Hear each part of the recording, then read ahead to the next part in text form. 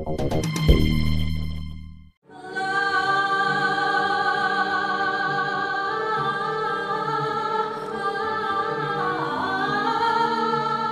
was through music that Ingrid found Islam.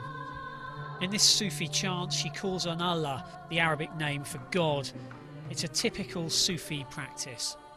A mystical branch of Islam, Sufism aims for communion with God through the surrender of self, meditation, even ecstasy. Music and dance are a key part of that, as seen at this Sufi festival in Fez, central Morocco.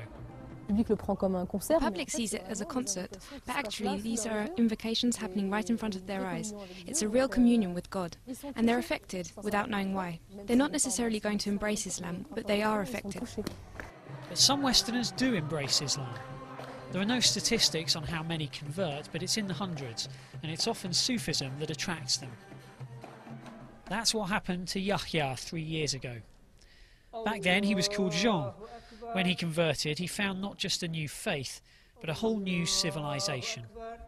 For me, it was more about discovering the richness of Islam, its quality on so many levels, scientific, literary, artistic, and that's very important for our society.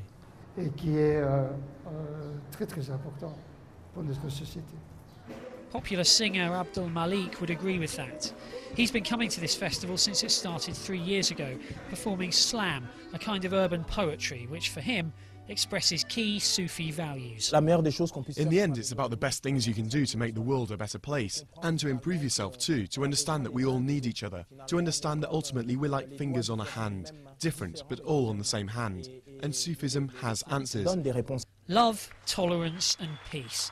Those are the words used again and again by those who have turned to Sufism, and it may help paint a different picture of Islam from that usually seen in the news.